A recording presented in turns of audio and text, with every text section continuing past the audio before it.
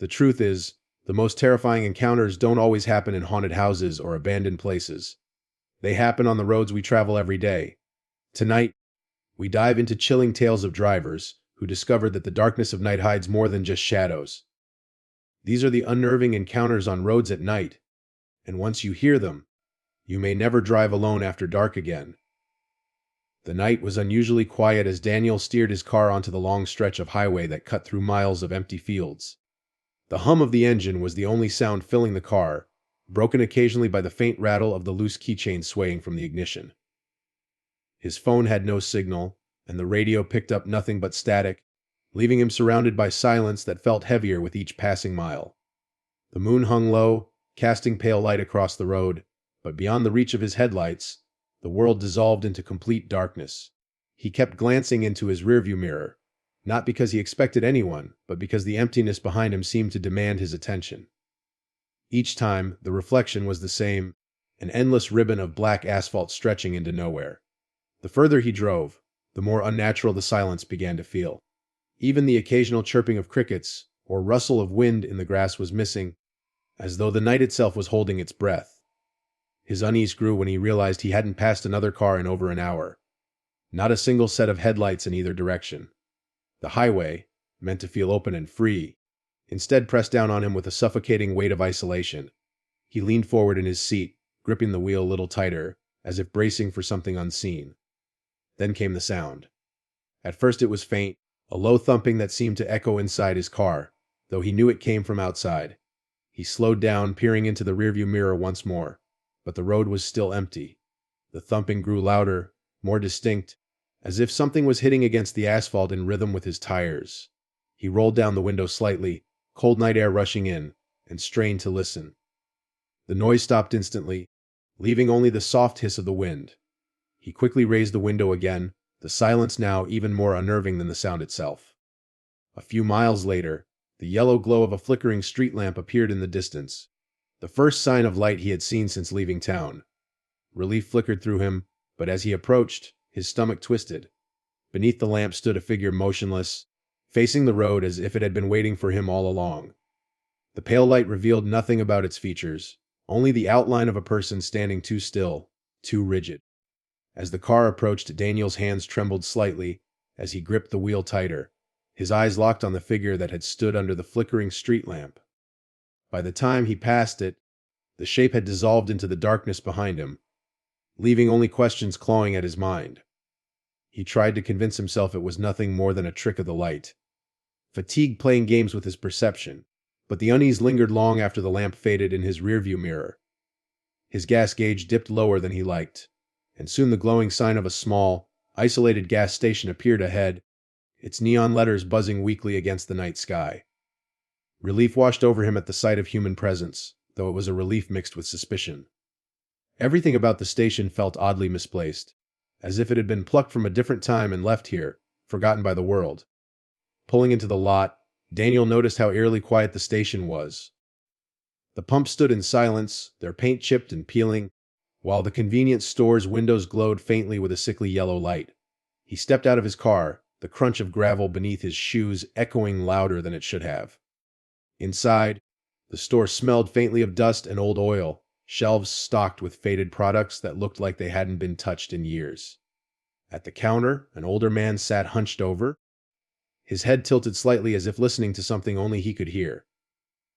When Daniel approached, the man's eyes flicked up, dark and unreadable, and for a moment it felt like those eyes weren't simply looking at him, but through him. "Need gas?" the man asked, his voice low, rasping, and carrying an edge that unsettled Daniel more than it should have. He nodded quickly, sliding some cash across the counter. The old man didn't glance at the money, instead staring at him with a smile that didn't reach his eyes. Daniel tried to break the tension with small talk, asking if there had been many travelers that night. The man paused before answering, his words deliberate, slow, and chilling in their simplicity. "Not many come through here after dark. They don't like what they find on this road." His smile widened just a little, revealing a row of uneven teeth that caught the dim light. Daniel felt a sudden chill crawl across his skin, though the store itself wasn't cold. When the man finally handed him the receipt, their fingers brushed briefly, and Daniel pulled back as if stung, his heart racing as he stepped quickly out into the night again. The fuel tank was full, but Daniel's nerves were far from steady as he pulled back onto the highway. The gas station, with its eerie silence and the unsettling man behind the counter, had left him shaken, yet the road ahead was darker still. His headlights cut a narrow path through the emptiness, and he focused on the lines painted along the asphalt, letting the rhythm of the drive calm him. For a while, nothing moved except the shadows stretching and retreating as his car advanced. Then, out of the corner of his eye, he saw something that made his stomach lurch: a lone figure standing by the roadside, arm raised in the unmistakable gesture of someone asking for a ride. At first, Daniel's instinct was to drive past, to keep going and pretend he hadn't seen them. But as the car drew closer, the hitchhiker's presence became impossible to ignore. He was tall and thin, wearing clothes that seemed oddly outdated, like something out of an old photograph. His face was pale under the glare of the headlights, yet his smile was unnervingly wide, stretched a little too far, as though it had been carved there rather than born of natural expression. Against every rational thought screaming at him to keep going, Daniel found himself slowing the car.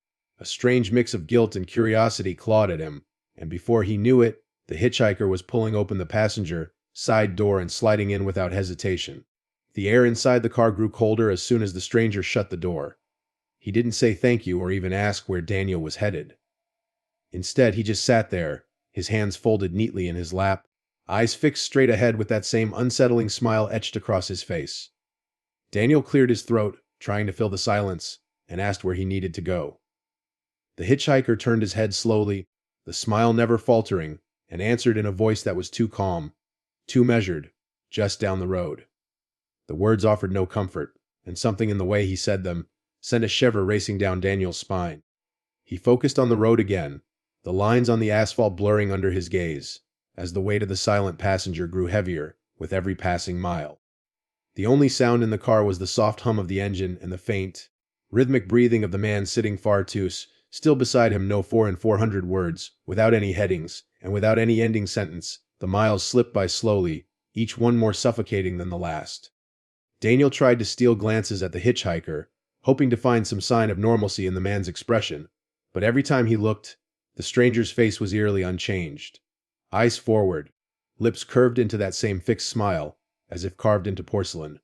Daniel's unease deepened, and he found himself checking the rearview mirror repeatedly, as though expecting something else to materialize in the darkness behind him. At first, the mirror reflected only the endless stretch of empty road, but then he noticed a faint pair of headlights in the distance. Far back yet undeniably there. He hadn't seen another car in hours, and the sudden appearance of one now felt wrong in a way he couldn't explain. The lights followed steadily, keeping their distance, never drawing closer, never falling behind. Daniel tried to convince himself it was coincidence, but with each mile, his paranoia grew. His grip tightened on the wheel, his pulse hammering louder in his ears than the steady thrum of the engine. He pressed harder on the accelerator, testing whether the car behind would match his pace.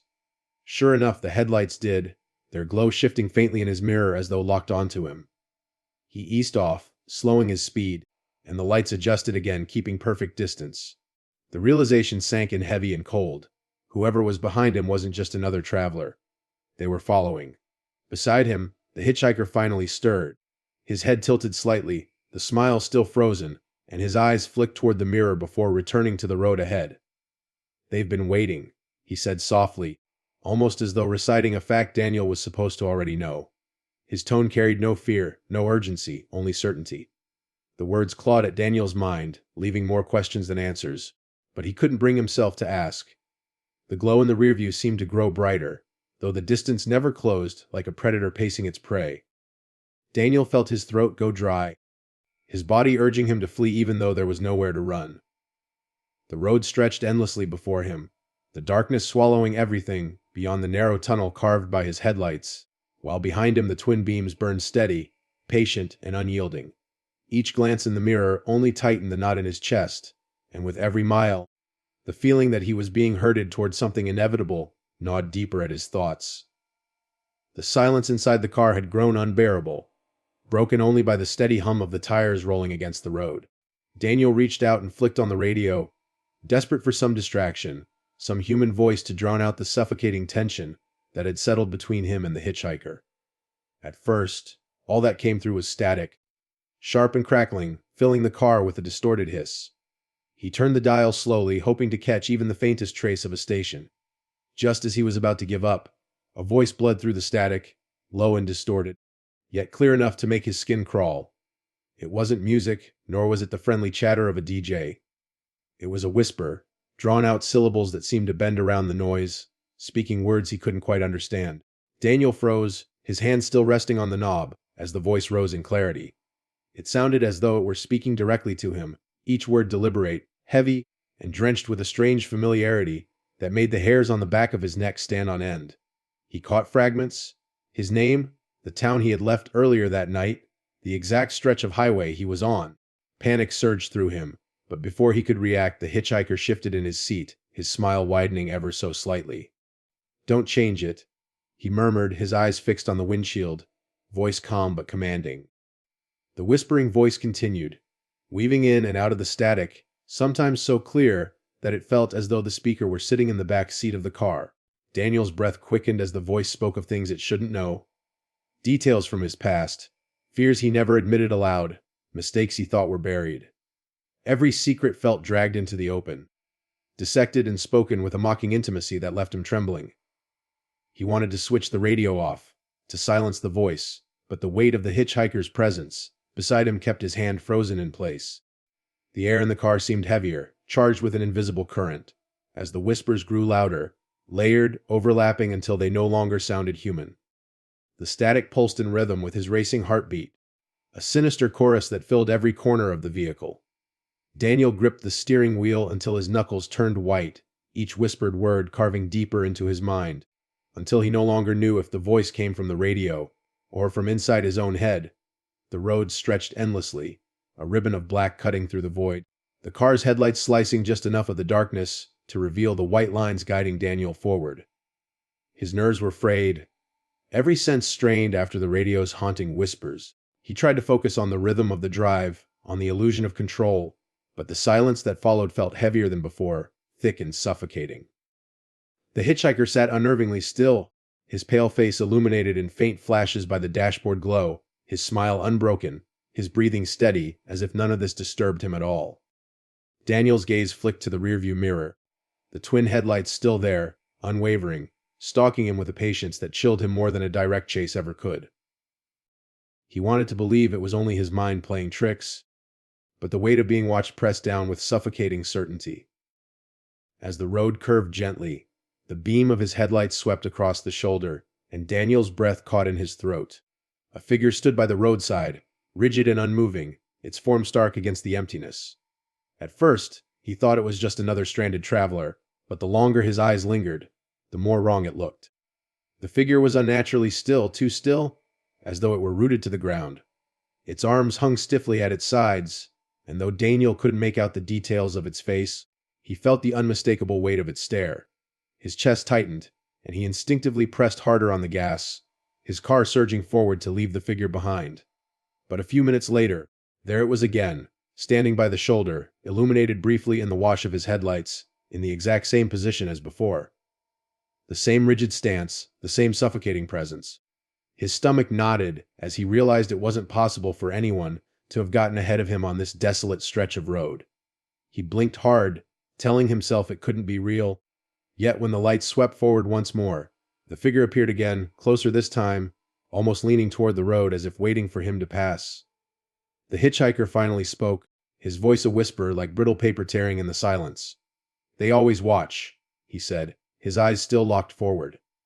Daniel's grip on the wheel tightened, his knuckles aching, as he felt the unseen gaze of the roadside figure burrow deeper into him.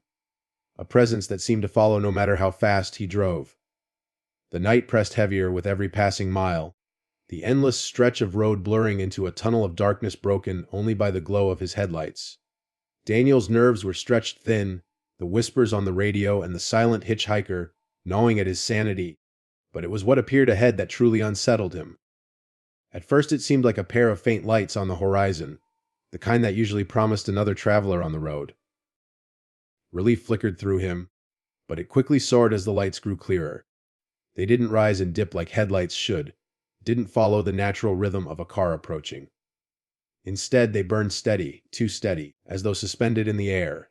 The glow intensified as he drove closer, and his heart sank when he realized they weren't headlights at all, but the taillights of a car that seemed impossibly close yet never visible in its entirety.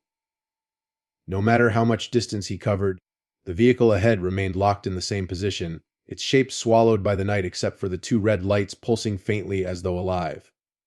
Daniel slowed, and the lights slowed with him.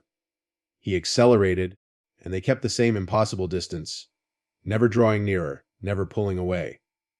The effect was disorienting, like being caught in a loop he couldn't escape. His chest tightened with panic as the thought struck him that maybe he wasn't following the car at all. Maybe it was leading him. Each curve in the road seemed sharper, each stretch longer than it should have been, as though the road itself had shifted under the guidance of those unyielding red lights. He glanced toward the hitchhiker, searching for any hint of explanation, but the man's expression remained unchanged. That same fixed smile stretched across his pale face. Without turning his head, the hitchhiker spoke in that measured, calm voice. "It's been here before you." The words rattled in Daniel's mind, heavy with implications he couldn't grasp. The taillights ahead seemed to pulse brighter, glowing with a rhythm that made his temples throb, like a heartbeat that wasn't his own. The sensation that he was being drawn forward, pulled into some place unseen, grew stronger with every passing second. The steering wheel felt less like it was under his control and more like it was being guided by an unseen hand. And no matter how hard he tried to resist, the glowing lights continued to lead him deeper into the unbroken black of the night. The red glow of the taillights dissolved suddenly into darkness, leaving the road ahead bare and empty, as if the phantom vehicle had never been there at all. Daniel's heart pounded as his headlights swept across the endless asphalt, revealing nothing but painted lines stretching forward. For a brief moment, he felt an overwhelming sense of relief, but it evaporated the instant he realized he had no idea where he was. The road was unfamiliar now, twisted in ways it hadn't before, the landmarks he thought he knew replaced by barren fields and stretches of black woods. The air inside the car grew heavy, the silence pressing down, and a strange sense of inevitability crept into his chest. As he drove, he began to notice signs he hadn't seen earlier. Old wooden posts with weather, worn arrows pointing to a destination he couldn't recall ever hearing of. Each sign bore the same word, Crossroads. The repetition gnawed at him, each one appearing at intervals too perfect, as though guiding him toward a single place. He tried to ignore them, but the hitchhiker finally broke his long silence.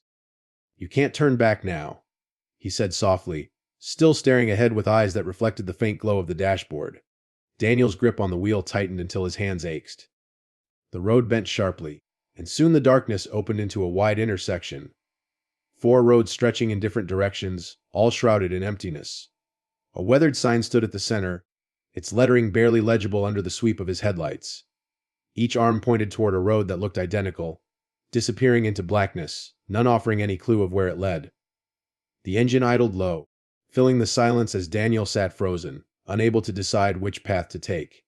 The hitchhiker turned to him for the first time since he had entered the car, his smile never faltering, but his eyes now glimmering with something unreadable. "Choose carefully," he whispered, his voice carrying a weight that made Daniel's chest tighten. The crossroads loomed before him, each direction feeling less like a choice and more like a trap. The longer he stared, the more it seemed the roads themselves shifted, their shapes bending and twisting at the edges of his vision, as though none of them led anywhere familiar.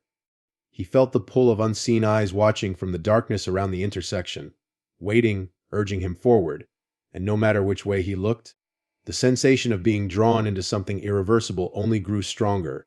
The car rolled slowly forward from the crossroads, the tires crunching against uneven gravel as Daniel chose a path without thinking, guided more by dread than logic. The headlights illuminated a sagging wooden sign that barely clung to one post, the faded paint spelling out a single word that chilled him: Motel. His pulse quickened, but exhaustion weighed heavy in his limbs, the long stretch of fear leaving him with no strength to resist. The hitchhiker sat silently beside him, unmoving, though Daniel swore he felt the man's gaze sharpen the closer they came to the building rising in the distance.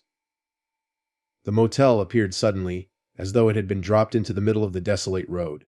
Its neon sign buzzed faintly, the word vacancy flickering in broken rhythm, sometimes lighting, sometimes dying out, like a heartbeat on the verge of stopping. The structure itself sagged under years of decay, its windows dark and hollow like empty sockets. Daniel pulled into the lot almost against his will, gravel crunching loudly under his tires in the oppressive silence. He noticed there were no other cars, no sign of life, yet every instinct told him the place was not abandoned. He shut off the engine, the sudden quiet pressing in around him like a suffocating blanket. The hitchhiker finally moved, opening the passenger door without a word, stepping out with slow, deliberate grace. Daniel watched him cross toward the office, his figure casting long, warped shadows in the headlights. After a long pause, Daniel followed, each step echoing too loudly against the cracked pavement. The motel office door creaked as he pushed it open. Inside, a single desk sat beneath a humming fluorescent light that buzzed so harshly it seemed to rattle his skull. Behind the counter stood a man who looked as though he had been waiting forever. His skin pale and sagging, his eyes ringed with shadows so deep they seemed hollow. He greeted Daniel with a voice that was too smooth, too rehearsed, like lines from a script spoken countless times.